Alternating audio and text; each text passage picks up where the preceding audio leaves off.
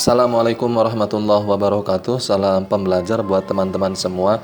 Bertemu lagi dengan channel High Instinct, channel yang setia menemani teman-teman semua dalam belajar. Di kesempatan kali ini kita akan membahas soal PAS. Masih soal PAS, yaitu untuk teman-teman semua di kelas 6.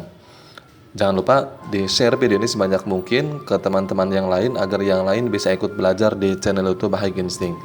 Oke, sekarang kita akan membahas tema 5 teman-teman semua. Bagi teman-teman semua yang baru bergabung di channel YouTube High Instinct dan belum menonton tema 1 sampai tema 4, nanti silakan linknya ada di deskripsi. Silakan teman-teman tonton karena kita akan membahas tema 5 di pertemuan kali ini. Oke, sekarang kita langsung saja ke soal nomor 1. Kita masuk ke muatan pelajaran PPKN ya. Nah, di sini kita baca dulu soalnya. Perhatikan pernyataan-pernyataan berikut. Pernyataan berikut ini yang menunjukkan bahwa wirausaha memiliki daya kreatif adalah titik-titik. Nah, ini kaitannya dengan wirausaha, daya kreatif di tema 5 itu tentang wirausaha ya. Nah, oke, sekarang kita cek satu persatu pernyataan yang benar yang mana. Berpikir maju, apakah seorang wirausaha itu harus berpikir maju? Iya, berpikir maju itu menunjukkan bahwa seorang wirausaha itu adalah memiliki kreativitas, maka berpikirnya harus maju, bukan mundur ke belakang. Ya, nah berarti nomor 1 betul ya. Nomor 2, berani mengambil risiko. Nah ini betul ya. Ini juga termasuk ke dalam daya kreatif seorang wirausaha. Dia itu harus berani mengambil risiko. Orang yang berjualan, orang yang berwirausaha, dia harus berani mengambil risiko. Nomor 3, memaksakan kehendak. Nah ini salah ya. Kalau memaksakan kehendak itu bukan termasuk daya kreatif. Ya, tetapi harus bisa mengambil keputusan, harus bisa mengambil resiko. Ya, bukan memaksakan kehendak, keinginannya bukan. Itu salah ya. Nah, nomor 4, menarik pelajaran dari kegagalan sendiri. Nah, ini betul. Ya, karena seorang wirausaha, seorang yang berjualan pasti ada ada masanya dia itu gagal. Ya. Dia itu rugi, dia itu tidak mendapatkan keuntungan, maka seorang wirausaha yang memiliki daya kreatif, dia bisa menarik pelajaran dari kegagalan sendiri. Berarti jawaban yang betul adalah 1, 2, dan 4. B jawabannya, 1, 2, dan 4. Ya. Oke, lanjut nomor 2. Salah satu sikap yang harus dihindari oleh seorang wirausaha agar berhasil menjalankan usahanya adalah titik-titik. Oke, sekarang kita lihat ke sini ya. Yang harus dihindari di sini ya. Yang harus dihindari kata kuncinya. A, pantang menyerah. Kalau ini kan seharusnya dimiliki oleh seorang wirausaha. Tetapi pantang menyerah ini kan tidak harus dihindari, harus dimiliki. Berarti bukan A jawabannya. Ya, karena A tidak harus dihindari, harus dimiliki. B, mudah menyerah. Nah, ini ya, kita checklist dulu. Karena apa? Karena harus dihindari mudah menyerah. Seorang wirausaha itu tidak boleh menyerah, harus pantang menyerah ya. Ketika jualannya rugi, maka harus pantang menyerah. Kalau mudah menyerah ya bagaimana mau usahanya berhasil, mau maju ya. Maka yang B ya. C, mentalitas tinggi. Nah, ini juga harus dimiliki oleh seorang wirausaha. Dan D, percaya diri juga, ini sama, sikap yang bagus harus dimiliki oleh seorang wirausaha. Berarti jawaban yang tepat itu adalah yang B, mudah menyerah. Ini harus dihindari. Lanjut ya, nomor 3, perhatikan pernyataan-pernyataan berikut. Pernyataan-pernyataan di atas yang merupakan kunci sukses. Nah, nih kita garis bawahi. Kunci sukses dalam berwirausaha ditunjukkan oleh nomor titik-titik. A, belajar dari kegagalan. Oke, ini checklist ya. Ini sama dengan nomor 1 ya. Belajar dari kegagalan itu adalah merupakan pelajaran bagi seorang wirausaha. Ya, kita checklist ya, benar ya. Nomor 2, mudah menyerah menghadapi masalah. Ini salah ya. Ini salah. Ini bukan kunci sukses. Ini malah kunci kegagalan ya. 3, berpikir positif dan terbuka. Oke, ini checklist. Ini termasuk ke dalam kunci sukses ya. 4, kompetitif dan bekerja keras. Oke, ini merupakan kunci sukses. Berarti jawabannya 1, 3, 4. 1, 3, 4. Jawabannya adalah B. Ya. Oke, lanjut ya. Nomor 4. Seorang wirausaha mendirikan sebuah usaha dengan harapan dapat berkembang dengan baik. Perkembangan usaha dan memiliki kelangsungan usaha yang mantap dapat diperoleh jika seorang wirausaha memiliki sikap titik-titik. Jadi ketika kita membuka usaha atau mendirikan sebuah usaha, ya yang diharapkan kita dapat berkembang usahanya. Nah, kira-kira harus memiliki sikap apa nih supaya berkembang usaha kita? A, optimis. Optimis itu percaya diri ya. B, pesimis. Pesimis itu lawannya dari optimis ya. Tidak percaya diri ya. C, egois. Nah, ini hanya menerima. Egois itu ya pokoknya hanya memikirkan diri sendiri saja ya. D, mudah menyerah. Nah, jelas yang D, C, B itu adalah sikap yang buruk ya. Berarti jawabannya adalah yang A. Ini sikap baik ya, optimis. Ya, percaya diri. Ya, optimis. Oke, lanjut nomor 5. Indah mampu membuat beraneka ragam kue donat dengan berbagai varian rasa agar menarik perhatian pembeli. Sikap yang bisa dicontoh dari Indah adalah titik-titik. A, egois. Ini juga sikap buruk, ya sikap jelek. B, tinggi hati. Tinggi hati itu sombong ya. Ya sama saja dengan sombong. C, mudah menyerah. Ini juga salah. D, kreatif. Nah, jawabannya adalah kreatif. Kenapa kreatif? Karena si Indah mampu membuat beraneka ragam kue atau beraneka macam kue. Ya, dengan varian rasa juga, itu kan kreatif termasuknya ya. Nah, berarti sikap yang kita contoh itu adalah kreativitas dari si Indah ini. Ya. Oke, lanjut nomor 6. Sikap yang tepat ketika melihat hasil kreativitas orang lain lebih baik dari milik kita adalah titik-titik. Nah, misal kita melihat orang lain ini bisa membuat hasil yang lebih bagus dari kita. Nah, sedangkan kita ini jelek ya. Nah, sikap kita melihat hasil dari orang lain itu apa? A, cuek. B, merusaknya. C, pura-pura tidak tahu. Atau D, memujinya. Kalau orang yang baik, ya kalau kita orang baik itu jelas jawabannya adalah yang D. Seharusnya ya itu memujinya. Ya walaupun hasil orang lain tersebut lebih bagus dari kita, ya kita harus memujinya.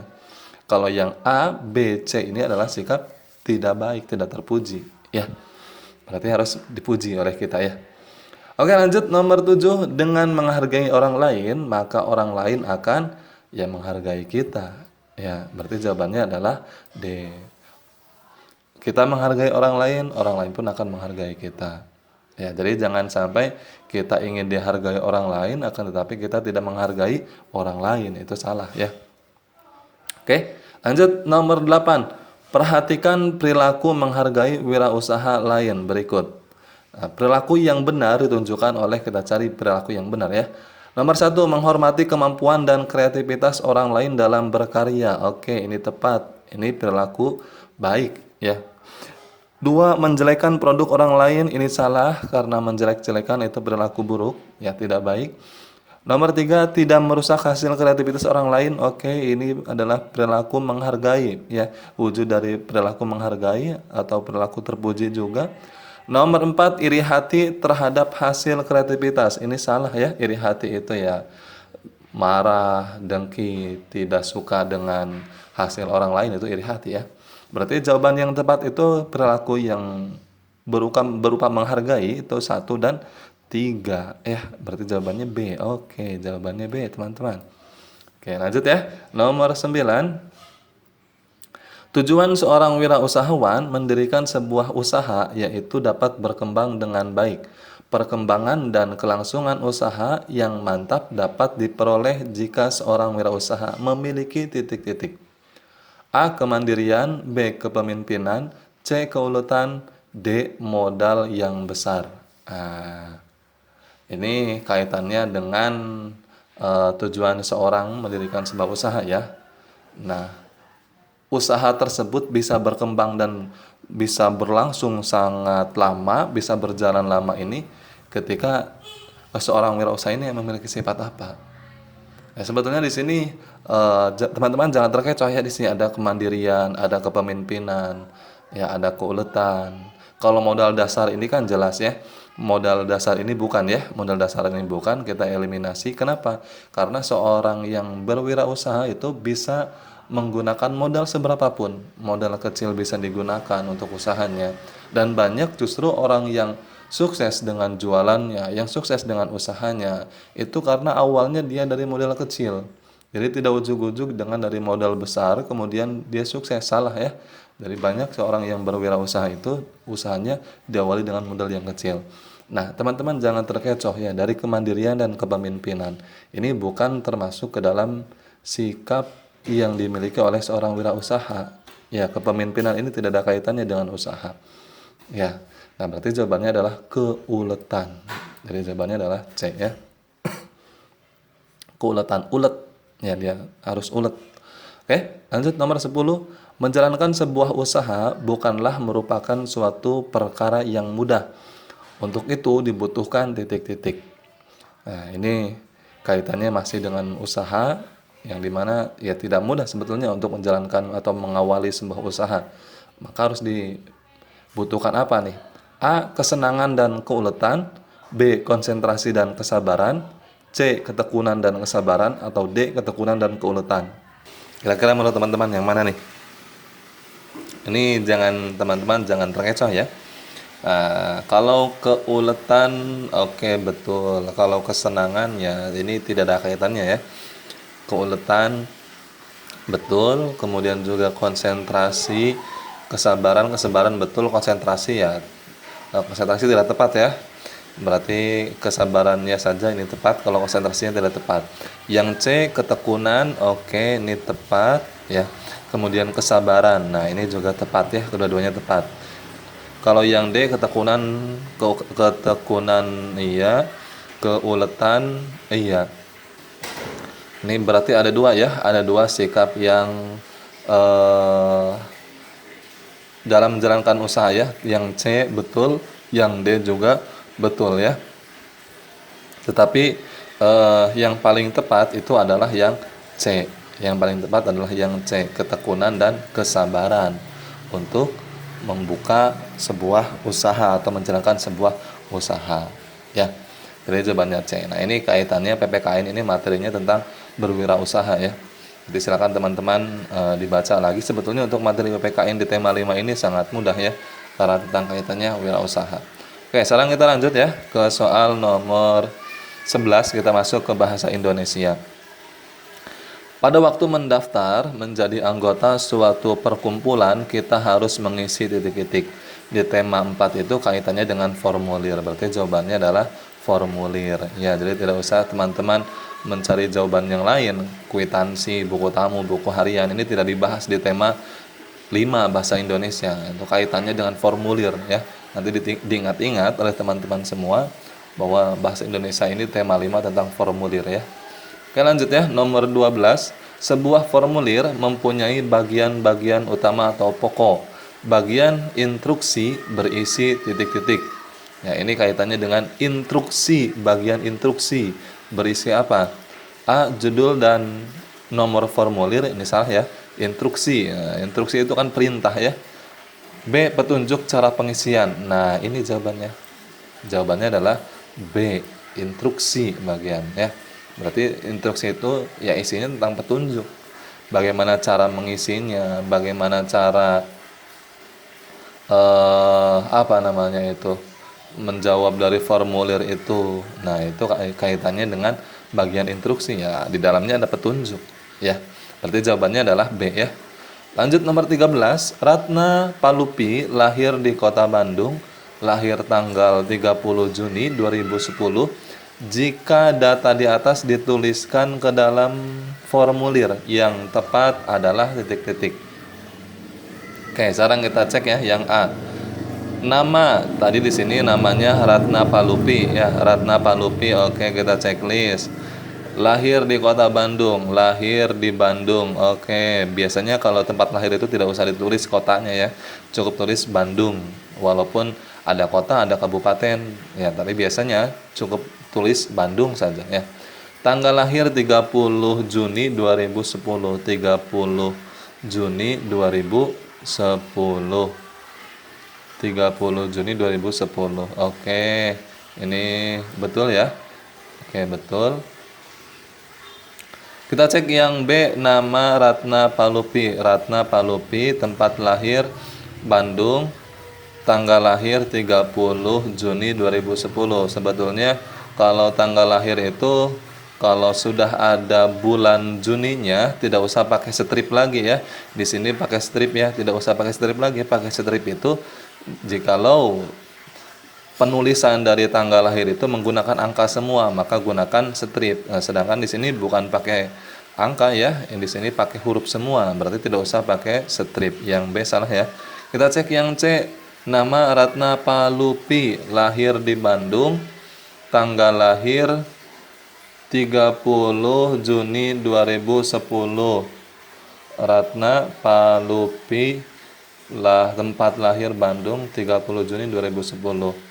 Ini benar atau salah yang ini nih? Yang B, yang C, Ratna Palupi. Oke, sekarang kita simpan dulu ya, simpan. Yang C, D, nama Ratna Palupi, R-nya kecil, P-nya kecil. Ini salah ya? Salah ya. Salah. Tempat lahir Bandung, tanggal lahir 30 Juni 2010. Oke, kita yang tepatnya, berarti yang tepat itu yang mana nih kira-kira? Yang A atau yang C? Nah, biasanya kalau di formulir itu penulisan tanggal lahir itu lengkap ya, tidak disingkat pakai angka ya. Biasanya lengkap, berarti jawabannya adalah yang C. Ya, jawabannya adalah yang C. Karena biasanya kalau di formulir itu lengkap menggunakan huruf, jadi tidak menggunakan angka. Ini jawabannya C ya. Oke, lanjut nomor 14. Namaku Anita Nirmala. Aku lahir di Jakarta 18 Mei 2010. Aku anak kedua dari 4 bersaudara. Saat ini aku duduk di kelas 6 SD Wijaya Kusuma Surabaya. Aku tinggal di Jalan Ahmad Yani 25 Surabaya. Aku akan mengisi formulir anggota perpustakaan sekolahku. Oke, ini kita cek ya. Bagian nomor 2, 3 dan 4 harus diisi. Nomor 2, nomor 3, nomor 4. Oke, berarti nomor 2 itu tempat tanggal lahir ya. Tempat lahirnya tadi di mana? Tempat lahirnya, nah ini nih, Jakarta ya. Lahirnya di Jakarta. Berarti antara B dan C. Ya, karena lahirnya apa? Lahirnya di Jakarta, bukan di Surabaya ya. Ini Surabaya itu saat ini dia tinggal di Surabaya, kalau lahirnya di Jakarta. Jadi kalau teman-teman jawab A sama C, salah ya. Nah, karena apa? Karena lahirnya di Jakarta, bukan di Surabaya. Ya, berarti lahir Jakarta, nomor 2 Jakarta, nomor 3 anak keberapa? Anak kedua. Nah, anak kedua. Kita cek yang B. B anak keempat. Nah, salah. Ya. Nah, berarti sudah jelas jawabannya adalah yang D. Nah, kita cek dulu ya, cek dulu sampai akhirnya. Kemudian kelasnya dia saat ini kelas 6. Nah, berarti jawabannya adalah yang D. Betul ya. Oke, berarti jawabannya D. Karena apa? Tempat lahirnya di Jakarta, 18 Mei 2010. Anak kedua, betul. Kelasnya kelas 6. Berarti D jawabannya. Lanjut nomor 15. Pernyataan di bawah ini yang menunjukkan ciri formulir yang baik dan benar adalah titik-titik. Nah, kaitannya dengan ciri formulir, kita cek satu-satu ya. A. Formulir dirancang dengan corak yang sederhana namun mudah dipahami. Oke, kita checklist dulu yang A. Ya memang mudah dipahami ya cara mengisi formulir itu. Bagaimana orang mau mengisi formulir kalau misalkan formulir itu susah untuk dipahami, ya itu bukan formulir ya kalau susah untuk dipahami.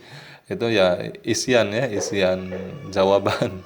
Ya, berarti nomor yang A kita checklist dulu, yang B formulir dibuat dengan desain yang indah dan berwarna-warni agar terlihat menarik. Salah ya. Warna-warni yaitu kaitannya dengan poster, dengan reklame ya. Nah, formulir itu ya tidak usah berwarna ya. C. Formulir disusun dengan memperhatikan nilai-nilai keindahan. Ini juga tidak ada dalam ciri-ciri formulir ya. D. Formulir dicetak pada kertas yang tebal agar tidak mudah sobek. Ini juga tidak ada kaitannya ya. Berarti jawabannya adalah yang A. Formulir dirancang dengan corak yang sederhana namun mudah dipahami. Lanjut nomor 16. Salah satu keuntungan adanya formulir adalah titik-titik. A. Memudahkan dalam menyimpan data. B. Sebagai bukti fisik. C. Menyampaikan informasi. D. Menghimpun data yang sama. Nah, ini keuntungan adanya formulir. Kita mengisi formulir itu kan agar tujuannya mengisi informasi diri ya. Mengisi informasi diri. Orang lain kan tidak tahu informasi diri tentang kita. Ketika kita mau masuk ke sekolah, ya guru tidak akan tahu informasi tentang diri kita. Anaknya siapa, anak keberapa, lahirnya di mana, tanggal berapa lahirnya. Maka dengan tujuan mengisi formulir itu agar orang lain tahu informasi data diri tentang kita.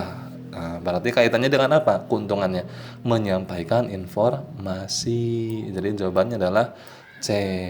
Ya. Oke, lanjut nomor 17. Istilah formulir menggunakan nama lengkap. Kalimat di atas termasuk dalam titik-titik. A. Tujuan formulir. B. Fungsi formulir. C. Petunjuk formulir. D. Jenis formulir. Istilah formulir menggunakan nama lengkap. Ini termasuk dalam istilah formulir menggunakan nama lengkap. Istilah atau istilah ya. Istilah formulir menggunakan nama lengkap. Oh, tapi di sini istilah ya. Istilah formulir menggunakan nama lengkap. Tujuan ya. Ini termasuk ke dalam tujuan formulir ya. Ini jawabannya adalah A. Termasuk ke dalam tujuan formulir. Ya. Tujuannya apa? Ya tujuannya agar mengetahui nama lengkap kita, nama lengkap orang lain ya. Tujuannya adalah tujuan formulir tersebut ya untuk mengetahui nama ya. Oke, berarti jawabannya A ya. Nomor 18, salah satu bentuk penggunaan formulir dalam kehidupan sehari-hari adalah titik-titik. Nah, bentuk formulir dalam kehidupan sehari-hari. A. Mengikuti ujian nasional. Tidak ya, ini tidak ada formulir ya untuk mengikuti ujian nasional. B. Meminta izin ke guru. Nah, ini mah surat izin ya, bukan formulir. C. Pendaftaran anggota baru perpustakaan. Nah, ini pendaftaran. Berarti jawabannya adalah C ya. D. Membeli buku, membeli kebutuhan sekolah di koperasi. Ini salah, tidak ada kaitannya dengan formulir ya. Jadi jawabannya adalah C ya, pendaftaran. Karena biasanya ya memang kaitannya dengan formulir itu ya pendaftaran. Pendaftaran buku rekening di bank, itu kan ngisi formulir. Pendaftaran ikut pramuka, pendaftaran ikut ekstrakurikuler lain, marching band, atau kemudian apalagi macam-macam ya. Itu harus ngisi formulir. Oke, yang kaitannya dengan pendaftaran anggota aja. Itu kaitannya dengan formulir ya. Oke, lanjut nomor 19, data yang berisi informasi tentang diri seseorang disebut. Nah, setelah formulir itu di dalamnya ada tentang materinya DRH. Apa itu DRH? Daftar riwayat hidup. Berarti jawabannya adalah B. Nah, karena apa? Kaitannya tentang informasi diri, kaitannya dengan daftar riwayat hidup. Ya. Lanjut nomor 20.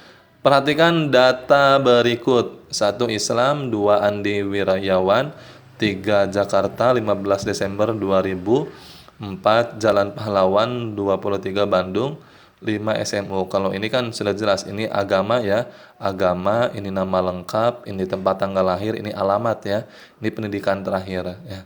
Berarti jika data tersebut diisikan ke dalam daftar riwayat hidup, urutan yang sesuai adalah titik-titik. Nama itu berarti nomor 2. Ini nomor 2 ya. Ini nomor 2. Terus tempat tanggal lahir. Ini nomor 3, tempat tanggal lahir nomor 3 ya.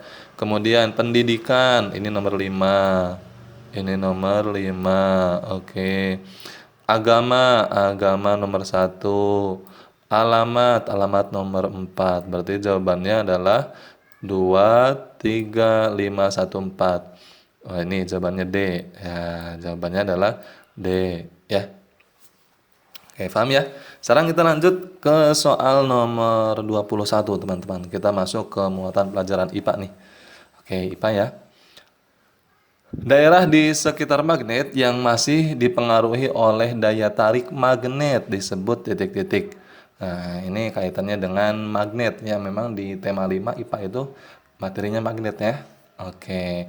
Apa nih daerah yang di sekitar magnet masih bisa ditarik oleh magnet tersebut? Ini adalah medan magnet. Jawabannya adalah medan magnet atau ruang magnet boleh ya, medan magnet ya. Lanjut nomor 22. Dua kutub yang senama jika didekatkan akan titik-titik. Senama ini maksudnya sejenis ya. Misalkan kutub utara didekatkan dengan kutub utara, maka magnet tersebut akan bagaimana? Tolak menolak. Ya, jawabannya adalah B, tolak menolak. Nah, supaya saling menarik ya harus beda jenis ya kutubnya. Kutub utara didekatkan dengan kutub selatan, itu akan saling menarik. Kalau saling senama atau saling kutubnya itu sejenis, ya akan tolak menolak ya. Nomor 23, bahan berikut yang dapat ditarik oleh magnet adalah titik-titik. A. Besi, B. Kaca, C. Kayu, D. Plastik. Sudah jelas ya, jawabannya adalah besi. Ya, jawabannya adalah besi. Besi itu termasuk ke dalam magnetis, bahan yang bisa ditarik oleh magnet atau juga ferromagnetis ya. Nah, teman-teman harus hafal ya. Ada magnetis, ada non-magnetis, kemudian juga di dalam magnetis itu ada ferromagnetis, ada paramagnetis, yang terakhir itu diamagnetis. Teman-teman harus hafal ya. Oke, sekarang kita lanjut ya ke soal nomor 24.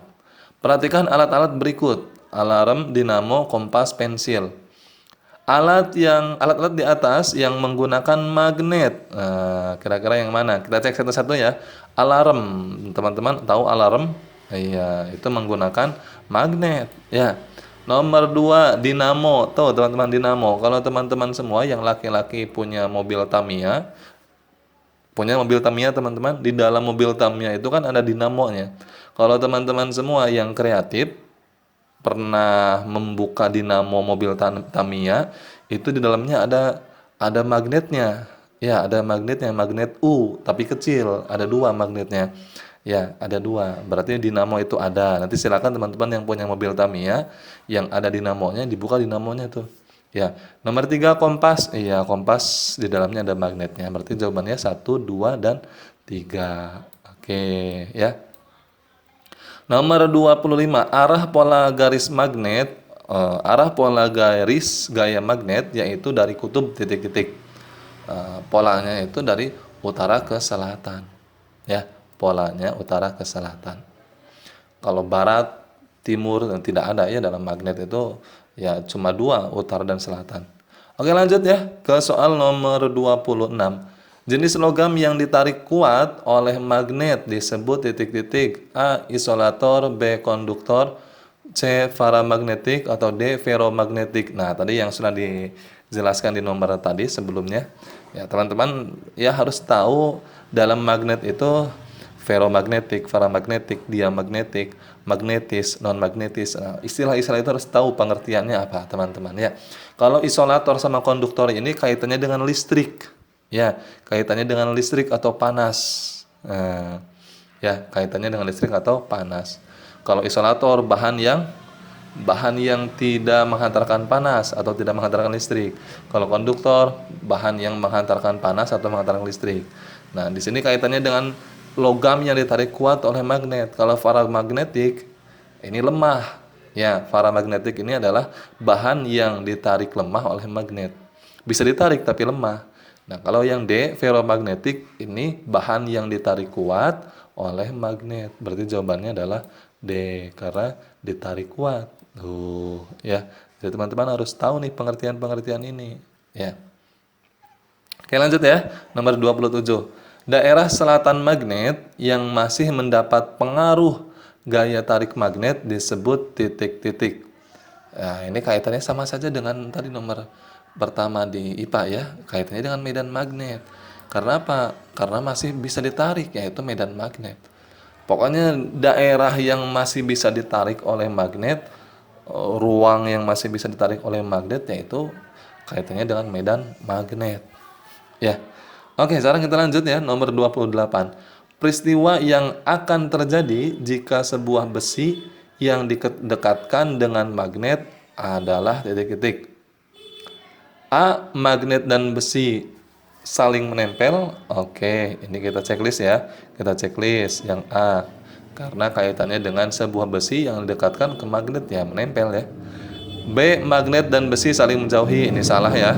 C. Magnet dan besi diam tidak bergerak. Jelas salah ya. Justru akan saling menarik, saling berdekatan ya. Yang D. Magnet dan besi saling menolak. Salah ya. Berarti sudah jelas jawabannya adalah yang A. Kaitannya dengan magnet dan besi saling menempel. Nomor 29, peristiwa yang akan terjadi pada paku yang dibiarkan lama menempel pada magnet adalah titik-titik. A. Paku lama-kelamaan akan lepas sendiri. Salah. Ya, paku akan menempel terus, tidak akan lepas ya. B. Paku akan memiliki kekuatan magnet. Nah, ini jawabannya. Kenapa? Karena dalam cara membuat magnet, ya, ada digosok, kemudian ada diinduksi. Nah, salah satu induksi itu ditempel, didekatkan dengan magnet. Dan yang terakhir dialirkan arus listrik. Nah, ketika paku ini ditempelkan secara terus-menerus di magnet, lama-kelamaan si paku ini akan memiliki kekuatan magnet. Walaupun sudah dilepas dari magnet, ketika paku ditempelkan ke paku yang kecil, nah paku-paku yang kecil ini akan menempel di paku tersebut. Ya. Nah, berarti lama-kelamaan akan memiliki kekuatan magnet. Jawabannya yang tepat adalah yang B. Ya. Kalau paku akan berubah menjadi magnet, salah. Ya, tetapi kaitannya paku tersebut memiliki kekuatan magnet. Ya. Yang D, paku akan menempel pada magnet dan tidak dapat dilepaskan. Ini juga salah ya. Ya, bisa dilepas ya. Bisa. Nomor 30, sebuah benda didekatkan dengan paku payung. Paku payung ditarik oleh benda tersebut. Benda tersebut adalah titik-titik ya magnet. Ya, paku payung didekatkan ke sebuah benda dan paku payung nempel ya magnet namanya itu ya. Oke, lanjut nomor 31 kita ke materi IPS. Nah, IPS di tema 5 itu kaitannya dengan MEA. Ya, kepanjangan dari MEA yang tepat adalah teman-teman tahu MEA ya. MEA itu adalah Masyarakat Ekonomi Asia atau disebut juga dengan AEC kalau tidak salah ya, AEC, ASEAN Economy Convention atau konstitusi itu AEC ya. Pokoknya nama lain dari MEA itu AEC ya. Ini kalau MEA kepanjangannya adalah Masyarakat Ekonomi ASEAN ya. Jawabannya C. Oke, lanjut nomor 32. Masyarakat Ekonomi ASEAN MEA mulai diberlakukan sejak tahun 2015. B jawabannya ya. 2015 B. Oke, lanjut. Nomor 33. Dalam menjalin kerjasama dengan negara lain, pemerintah Indonesia berpegang teguh pada prinsip A. Bebas tanpa mengikat. Nah, salah ya, bukan bebas tanpa mengikat ya. B. Persamaan ideologi dan sejarah, ini juga tidak ada kaitannya. C. Saling menghargai dan menguntungkan kedua belah pihak. Nah, ini ya kaitannya dengan kerjasama, ya harus saling menghargai dan menguntungkan ya. D. Kebersamaan dengan ikut campur tangan dalam negara lain. Ini salah ya. Berarti jawabannya adalah yang C. Oke, lanjut. Nomor 34. Dengan diterapkannya MEA, maka peluang tenaga kerja asing untuk mengisi berbagai profesi di Indonesia akan terbuka. Ya, salah satunya dalam MEA itu bukan hanya tentang dagang, berjualan, ya, tetapi di dalamnya juga adalah tentang yaitu TKA, tenaga kerja asing. Dengan adanya MEA ini, semua masyarakat bisa bekerja di negara ASEAN. Indonesia masyarakatnya bisa menjadi TKI di negara orang lain, bisa bekerja di negara Malaysia, bisa bekerja di negara Thailand. Itu karena adanya MEA. Begitupun negara orang lain bisa bekerja di negara kita. Ya. Karena apa? Karena setelah diterapkannya MEA. Ya, semakin terbuka jawabannya ya. Oke, lanjut nomor 35. Dibentuknya pasar bebas Asia Tenggara adalah untuk menarik modal asing. Berikut ini yang bukan merupakan manfaat masuknya modal asing di Asia Tenggara. A. Menciptakan lapangan pekerjaan. Ini termasuk ke dalam manfaat ya. Nomor 1 ini termasuk manfaat, tapi yang ditanyakan yang bukan manfaat ya. B. Mendorong integritas ekonomi. Ini juga manfaat ya. Ini manfaat, tapi yang jawabannya bukan B juga karena yang ditanyakan yang bukan manfaat. C. Meningkatkan kesejahteraan penduduk. Ini juga manfaat ya. Jawabannya bukan ini ya. Kita cari yang bukan manfaat. D. Munculnya inovasi gaya baru. Nah, ini jawabannya ya. Munculnya inovasi gaya baru. Ini bukan manfaat terhadap modal asing ya. Oke, berarti jawabannya adalah yang D ya. Oke, lanjut. Nomor 36. Perhatikan pernyataan di bawah ini. Kerjasama ASEAN di bidang ekonomi ditunjukkan oleh nomor titik-titik. Nomor 1, ekstradisi. Perjanjian ekstradisi itu perjanjian mengembalikan buronan yang melarikan diri ke negara tetangga. Ya, itu harus dikembalikan. Ini politik kaitannya ya, salah ya. Nomor 1 bukan ekonomi, ini politik. Penanggulangan narkoba, ini sosial budaya. Ini bukan politik ya. Nomor 3, kegiatan ekspor impor. Nah, ini ekonomi nih. Ya, kita checklist dulu. Nomor 4, tukar menukar pelajar. Ini bisa masuk ke sosial budaya, bisa masuk ke IPTEK ya, ilmu pengetahuan teknologi. Jadi jawabannya sudah jelas nomor 3 kaitannya dengan kerjasama di bidang ekonomi ya. Lanjut nomor 37. Kegiatan menjual barang atau jasa ke luar negeri disebut, nah berarti kaitannya dengan ekspor ya. Kalau ekspor itu mengirim, menjual ke luar negeri. Kalau kita menerima namanya impor ya. Oke, jawabannya adalah A, ekspor ya.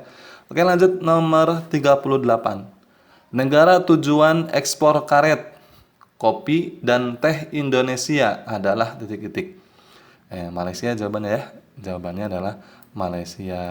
Jadi Indonesia ini mengekspor karet, kopi, teh itu ya ke Malaysia. Salah satunya ya, ke Malaysia. Oke, lanjut nomor 39. Perhatikan pernyataan-pernyataan berikut. Pernyataan yang bukan merupakan manfaat dari kegiatan ekspor ditunjukkan oleh nomor titik-titik. Yang bukan manfaat ya, yang bukan manfaat.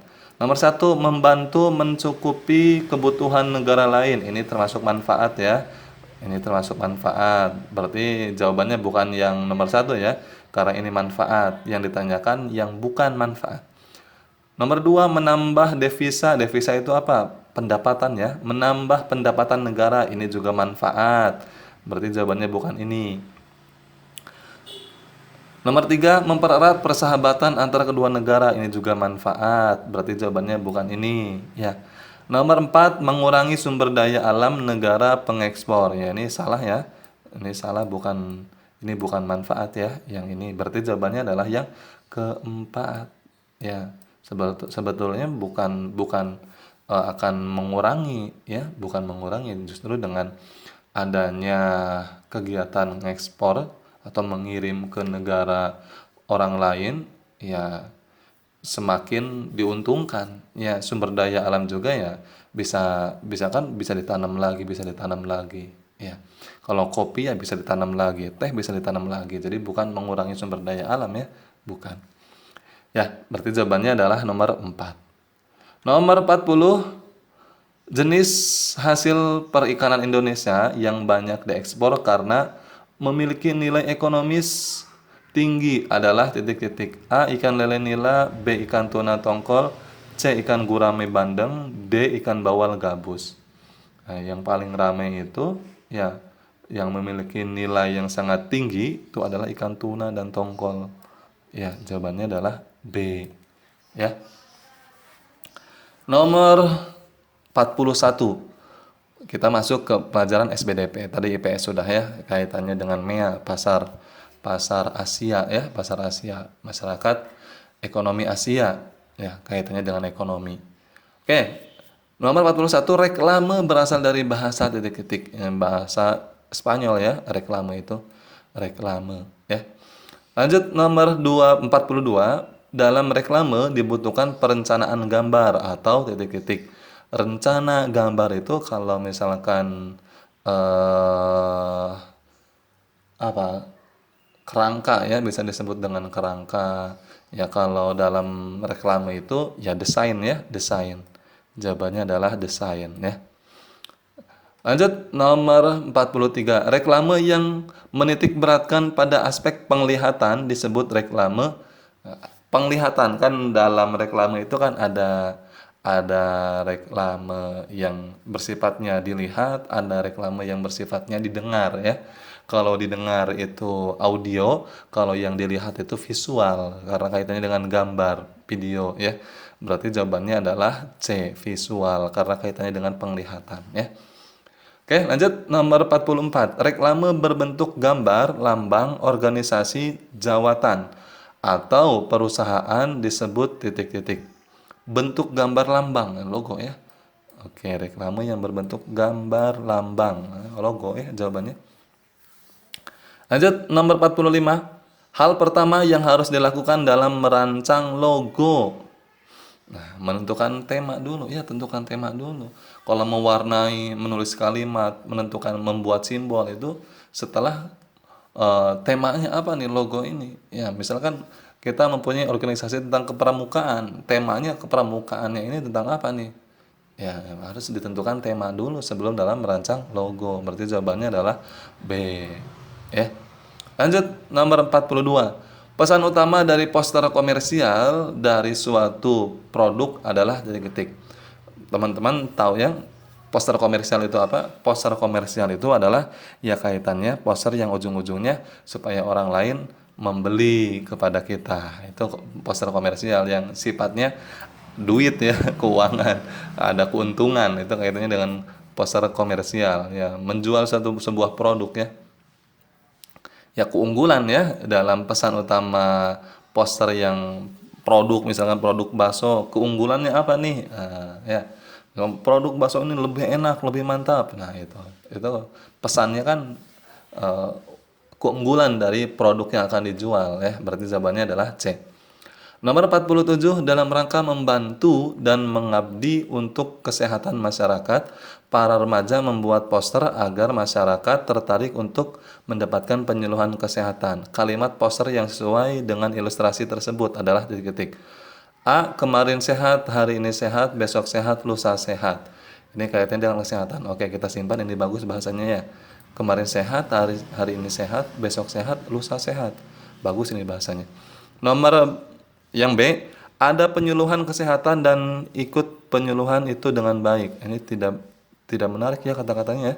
Ini tidak menarik. Yang C, memberi bantuan pada orang lain berarti menyelamatkan orang lain. Ini maksudnya apa ini? Kaitannya dengan kesehatan ya, bukan bantuan ya. Yang C berarti tidak tepat ya. Yang D, menggunakan obat harus secara teratur dan sesuai hukum. Ini juga tidak tepat ya. Nah, jadi jawabannya adalah yang A. Ini kaitannya tentang kesehatan ya. Kemarin sehat, hari ini sehat, besok sehat, lusa sehat. Nah, ini kan menarik ya posternya. Ya. Nomor 48, ini ada gambar eh, iklan pucuk harum ya. Kalau di TV itu iklannya bagaimana? Pucuk, pucuk, pucuk. Ya, gambar videonya ulat, si ulat ini naik ke pucuk kan.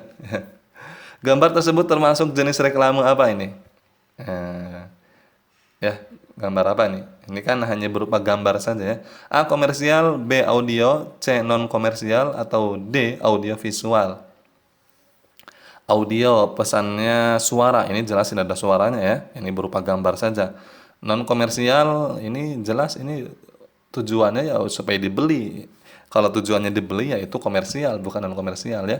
Yang D audio visual ini tidak ada audionya, tidak ada suaranya ya, hanya ada gambarnya saja. Berarti jawabannya yang tepat adalah yang A, komersial ya. Lanjut nomor 49, kita baca soalnya. Berikut ini yang tidak termasuk ciri-ciri poster, yang tidak termasuk, yang tidak ya. A. Dapat dibaca sambil lalu. Ya, ini bukan ciri-ciri poster ya. Dapat dibaca sambil lalu. Ini bukan ya. B. Merupakan kombinasi dari huruf dan gambar. Ini ciri-ciri poster. C. Perpaduan warna digunakan kuat dan kontras. Ini juga ciri-ciri poster. D. Ditempel di dalam ruang kelas. Bisa juga ditempel di ruang kelas. Berarti yang tidak termasuk ciri-ciri poster itu yang A ya. Oke. Oke, lanjut. Nomor terakhir. Media promosi seperti poster diperlukan dunia wirausaha untuk apa? Ya, untuk mengenalkan produknya.